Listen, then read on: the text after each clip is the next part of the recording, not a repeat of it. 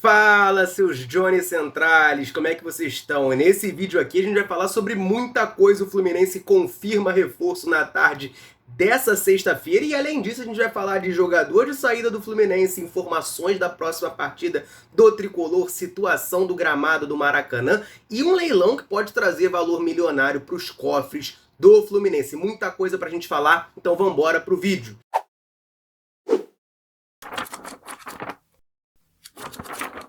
O sétimo reforço da janela de transferências do Fluminense já está anunciado. Trata-se de Jean-Franck Lucumi, atacante colombiano de 19 anos, que chega ao Fluminense. O Tricolor confirma essa contratação que a gente já esperava e já imaginava há algum tempo, né? Era algo até que eu brincava bastante nas lives da Central, que ocorrem terça, quinta e domingo às 8 da noite, aqui com vocês. Cara, meu Deus do céu, o Lucumi já foi visto no CT, o Lucumi já chegou no Rio de Janeiro e nada do Lucumi ser anunciado. Pronto, problema resolvido. Lucumi é confirmado como reforço do Flu nessa tarde. Cara, primeiro de tudo, né, só pra gente trazer aqui as informações básicas dessa contratação. Chega por empréstimo no Fluminense até o final do ano, tem uma opção de compra, o valor não foi revelado, mas caso ele se destaque aqui, o Fluminense pode adquiri-lo em definitivo ao fim do vínculo, e o Fluminense paga 100 mil dólares agora, cerca de 500 mil reais, para ter a liberação desse jogador por empréstimo. Tá? O Lucumi tem 19 anos, ele é um atacante de lado, tá? Joga pela ponta direita, é aquele ponta clássico, é um jogador veloz, de drible, de correr no fundo e tocar a bola para um centroavante que vai fazer o gol, centroavante mais qualificado. Em vídeo de lances do Lucumi, o que eu reparei é o seguinte, ele muitas vezes dá o passe e o atacante lá acaba perdendo, né? Mas ele consegue criar jogadas que pode ser um bom sinal, né? Aqui a gente tem o Germancano, tem o John Kennedy, tem o próprio Lelê, né? Caras que estão acostumados a fazer gol podem concretizar essas chances. Mas é importante a gente também deixar claro, né, que o Lucumi, ele é um jogador que estava jogando a segunda divisão da Colômbia, né? É um nível mais fraco de futebol. Ele estava no Boca Juniors de Cali, lá da Colômbia, ele disputa a segunda divisão do campeonato de lá. Então a gente tem que ter um pouquinho de calma, de paciência, para ver realmente qual é o verdadeiro nível desse jogador, né? Além de toda a questão da adaptação, tem que ver, porque ele estava jogando num nível um pouco mais baixo. O Fluminense até postou, né, no anúncio dele, que ele fez 6 gols em 33 jogos na última temporada. Para um ponta não é um número tão ruim, não, mas é essa coisa, né? Tava jogando a segunda divisão da Colômbia. Então, assim, é um cara que, sinceramente, né, eu até quero saber de vocês que estão aí assistindo, deixa um comentário aqui embaixo. Eu não tô criando muita expectativa. Tipo assim, o Lucumi tá chegando aí como reforço do Fluminense, mas na minha cabeça é um cara que praticamente não vai jogar. Então, o que ele entregar, pra mim já tá bom, porque minha expectativa tá lá embaixo com esse jogador, sendo bem sincero. A gente trouxe Douglas Costa, trouxe Terãs, o próprio Marquinhos, que tá para chegar também, são jogadores de mais nome ali pros lados de campo do que o Jean-Franck Lucumi. A torcida, claro, é para que ele surpreenda e surpreenda muito, né? Seja um novo John Arias, pô, seria fantástico, né? É um jogador jovem, 19 anos, com passagens por seleção de base da Colômbia, então isso aí, por mais que ele jogue a segunda divisão lá, né? Isso aí é um bom currículo, vamos dizer assim, né? Passou pela seleção de base do seu país, ou seja, na sua categoria ali ele conseguiu o máximo que ele poderia, né? Então vamos aguardar para ver, mas o jogador está anunciado já como reforço do Fluminense. Toda a sorte do mundo ao Jean-Franck Lucumi, atacante colombiano, 19 anos, reforço do Flusão para 2024. E se tem jogador chegando, tem jogador saindo também, gente. E essa notícia, eu acho que a torcida tricolor vai ficar até feliz, né? Um cara que não caiu nas graças, a torcida tem uma implicância que eu acho que é bem justificada com esse atleta. Eu tô falando do lateral esquerdo Cristiano, capitão Moldávia, saiu no bid. Oficialmente, Cristiano não é mais jogador do Fluminense, né? Ele chega aqui no Flu no começo de 2022, ele vem do Sheriff da Moldávia, né? Um time alternativo de um mercado bastante desconhecido para nós brasileiros. Ele teve uma partida contra o Real Madrid na Champions em que ele dá 2 assistências, teoricamente se destaca, e aí o Fluminense vai e contrata esse jogador por 9 milhões de reais, né? Esse acho que foi um fator também que acabou prejudicando, porque o valor foi alto, né? Então a gente espera que o cara renda esse valor. E acabou não acontecendo, né? Ele conseguiu até um começo ok, e nada mais do que ok lá na época do Abel Braga, mas teve aquelas falhas lá contra o Olímpia no jogo que a gente foi eliminado na pré-Libertadores lá no Paraguai.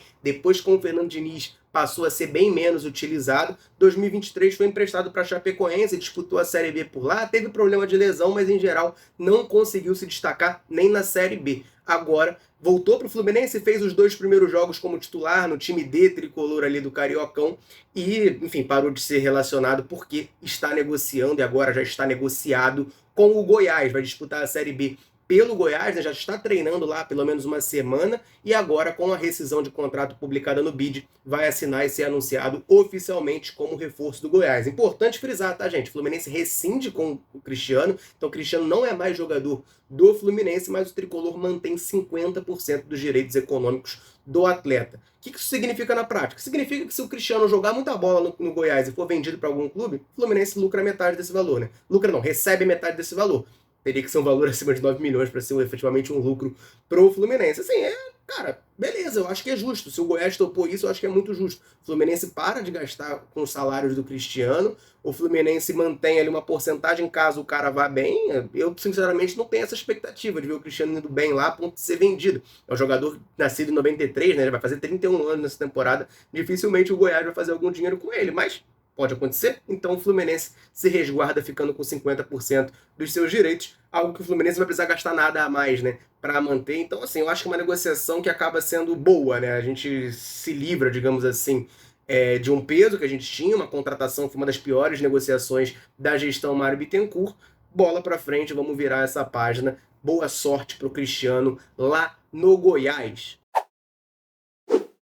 Agora eu quero falar do próximo jogo do Fluminense, meus amigos e minhas amigas. Pois é, o Fluminense deu show ontem contra o Bangu, 4-1, os titulares jogaram. Foi uma partida muito gostosa, principalmente o segundo tempo de se assistir, né? Eu gostei demais do que eu vi e imagino que todos nós, né, já estejamos, né, muito ansiosos para ver o Fluminense em campo no domingo contra o Boa Vista, o próximo compromisso do Tricolor, domingo, dia 4 de fevereiro, às 4 da tarde, lá em Bacaxá. Importante, né?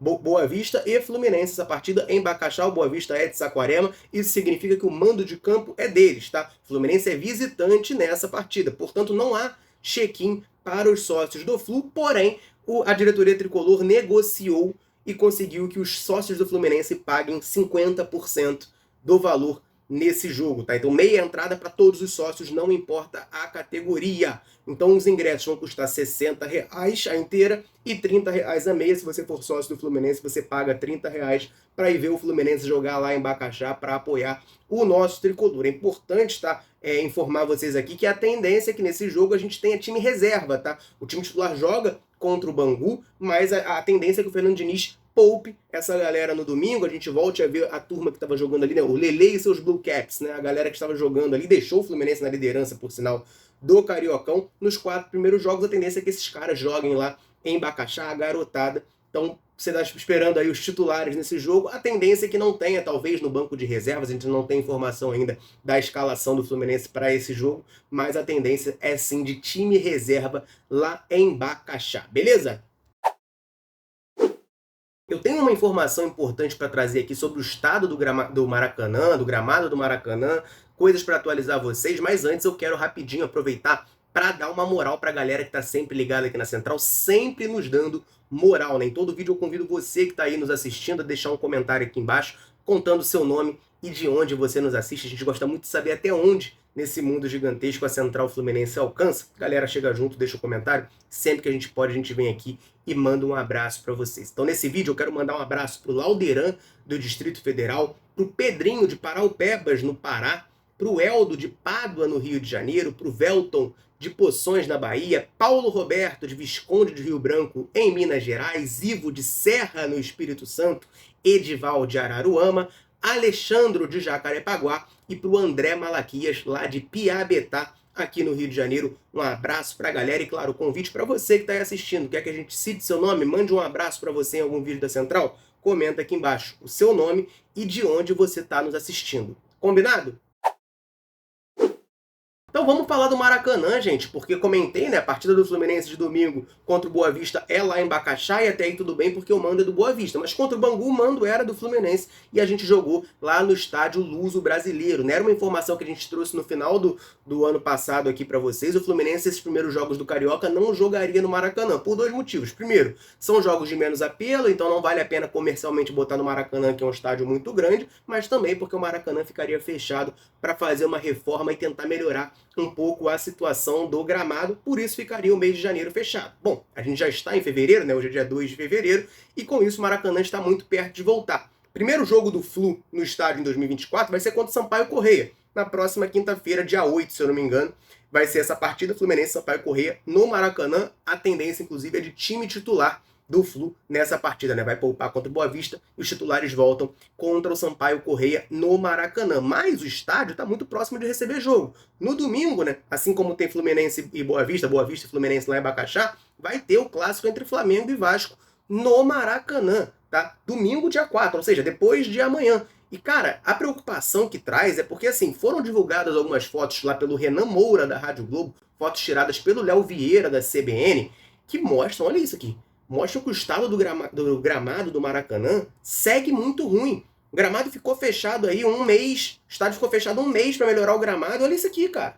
Tá muito ruim ali, aquela parte ali perto do gol, que dá pra ver, né? Essa imagem vem lá de cima, provavelmente foi tirada de um helicóptero. Mas olha como é que tá o estado desse gramado, cara. O que eles ficaram fazendo nesse um mês com o gramado parado? Um mês não, né? Se a gente parar pra pensar, foram 2 meses. Que o Fluminense joga contra o Grêmio e depois disso não teve mais jogo, né? A gente jogou o Mundial de Clubes, mas não foi no Maracanã.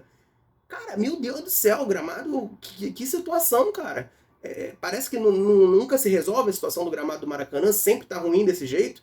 Pô, aí preocupa também, né? Ruim. O ano passado o Fluminense cansou de tomar multa da Conmebol e o Flamengo também tomou, é importante falar aqui, pelo estado do gramado. E aí, cara, o gramado fica fechado justamente para recuperar e não recupera. A gente vê isso aí, pô, isso preocupa e preocupa muito. Eu concordo com o Mário Bittencourt quando ele fala mal de grama sintética, que ele não gosta e tal. Eu também não sou muito chegado, não. Também prefiro grama natural. Mas, cara, tu tem que deixar a grama natural em condição. Porque aí, senão, a galera que pensa diferente de mim e do Mário, né, que gosta da grama sintética, eles têm um argumento muito forte. Pô, a grama sintética bem cuidada fica melhor do que isso aí, gente. Fica melhor do que isso aí. Não dá para ter esse pasto em campo. Não dá para ter esse gramado horrível no Maracanã, ainda mais um estádio, né, com o nome e com a história do Maracanã, né, cara? É uma afronta à história do futebol brasileiro você ver o gramado do Maracanã nessas condições. Isso é muito triste, me deixa muito chateado. Tá? Então vamos ver, né, se vão conseguir um milagre, assim, em 2 dias, né, depois de amanhã o gramado vai aparecer em boas condições para Flamengo e Vasco. Ou se pelo menos então para o dia 8, né, em 6 dias aí eles consigam o milagre de fazer o gramado ficar direitinho para Fluminense e Sampaio Corrêa no Carioca, mas situação muito preocupante. Quero falar agora de leilão, gente. Pois é, leilão pode fazer valor milionário pingar nos cofres do Fluminense. Estamos falando da situação do volante André, né? A gente sabe, hoje é dia 2 de fevereiro, André fica no Fluminense pelo menos até o meio do ano. Janela de transferências europeia fechou no último dia 31 de janeiro, não chegou proposta pelo André, Fluminense não vendeu o jogador e ele vai ficar aqui no Flu. Esportivamente, gente, fantástico, tá? Fantástico você ter um jogador como o André por mais 6 meses, mas o jornalista Ekrem Konur, um jornalista turco, traz a informação de que 2 clubes ingleses vão iniciar uma briga para contratar o André lá na janela de verão europeu, né? A janela de julho. É a janela mais aquecida do mercado europeu e eles vão tentar muito a contratação do André. São 2 clubes que já se interessaram pelo jogador, né? É o Fulham, que foi o primeiro interessado no André, chegou a fazer uma proposta lá atrás de 20 milhões de euros, o Fluminense à época recusou. E o Liverpool, né? Liverpool também se interessou muito no André na última janela de verão, né? Ou seja, meio de 2023, fizeram uma proposta de 30 milhões de euros, cerca de 160 milhões de reais pelo André, e essa proposta foi recusada pelo Fluminense, já que a gente estava disputando a Libertadores, né? Sonhando aí com o nosso primeiro título, que graças a Deus chegou, e o Fluminense não ia vender o André, isso já tinha sido combinado, acordado entre jogador e diretoria. Segundo o Ekrem Konur, vai ter essa proposta agora, esse leilão, essa briga entre Fulham e Liverpool para levar o André no meio do ano, né? Uma tendência, o próprio Fernando Diniz já falou, né? Que, enfim, a tendência mesmo é que o André saia no meio do ano. O Mário falou em coletiva que o Fluminense conta e conta muito com essa venda. Então é um cara que, assim, a gente tem que aproveitar e desfrutar desses 6 meses mas sinceramente ele estar esses 6 primeiros meses no Fluminense para mim já surpreende demais. Falei várias vezes aqui no canal, tanto em vídeo quanto em live, que eu achava que o André não jogaria em 2024 no Fluminense. Para mim isso já era pacífico na cabeça. Era, cara, vamos buscar uma outra opção porque o André não vai estar disponível. Mas ele acabou ficando por pelo menos mais 6 meses esportivamente. Isso é muito bom pro Fluminense. Tem até um comentário, né? Fizeram, um inscrito fez aqui num vídeo da Central, que eu acho importante e interessante da gente debater. Eu vou botar aqui na tela, foi o Eron Prazeres. Ele tá falando do John Arias, mas ele cita uma situação parecida com a do André, tá? Então eu vou usar isso aqui para falar do André. Ele fala assim: em relação ao Arias, eu vejo que a intenção é realmente vendê-lo, então é banco nele e colocar realmente quem vai vestir a camisa tricolor até para entrosamento. No caso do John Arias, né, que jogou muito ontem, eu acho que não é muito o caso aqui, né? A gente tava, esse vídeo era uma coisa falando do interesse do John Arias de ser vendido, de jogar no futebol europeu, mas esse interesse ainda não apareceu, então ele é jogador do Fluminense, tem contrato e a princípio fica aqui. O Fluminense, inclusive, quer renovar o contrato dele. Mas eu acho que essa afirmação ela acaba valendo e muito para o André também, né? Porque é um pensamento que pode acontecer do torcedor, né? Já que o André já vai sair no meio do ano, pô, não vale a pena manter ele, botar ele para jogar, tem que, sei lá, dar oportunidade pro Felipe Andrade, dar oportunidade pro Alexander quando voltar do pré-olímpico, já ir testando a nova formação. E assim, cara, eu entendo que isso seja uma preocupação válida, ela é uma preocupação minha também. Eu acho que o Fluminense não pode sentar, digamos assim, nesse conforto de ter o André. A gente já tem que começar a se mexer para buscar assim um reforço para a posição, uma substituição, começar a testar alternativas, Martinelli e Alexander como dupla, o Felipe Andrade aparecendo ali, enfim, fazer esses testes para a gente não ser pego de surpresa quando o André sair, até porque a gente já está sabendo que o André vai sair. Então não tem surpresa nenhuma, o Fluminense tem que estar preparado para isso. Mas, cara, o André tem que jogar. O André tem que jogar, porque ele é muito diferente, né? O André é um jogador de seleção brasileira, esse cara tem que jogar, ele tem que estar em campo. Ele eleva muito o nível do Fluminense. Então, por mais que eu tenha preocupação, eu acho que o Fluminense tem que já começar a trabalhar esse precaver. Esse trabalho tem que ser feito com o André dentro de campo. Deixa o André jogando mesmo assim e faz o trabalho de uma outra maneira, porque ele é um cara que vai agregar e muito no Fluminense. A gente está vendo isso nos últimos anos, desde que ele subiu pro profissional. Beleza? Meus amigos e minhas amigas, essas eram as notícias que eu queria trazer nesse vídeo aqui para vocês. Muito obrigado a você que assistiu aqui até o final. Convido, claro, a deixar um comentário sobre todas essas notícias. O que você achou do André ficar no Fluminense, esse leilão podendo acontecer, Jean Lucumi como reforço? Comenta aí pra gente trocar aquela ideia, combinado? Eu vou ficando por aqui. Um abraço, saudações tricolores. Tamo junto.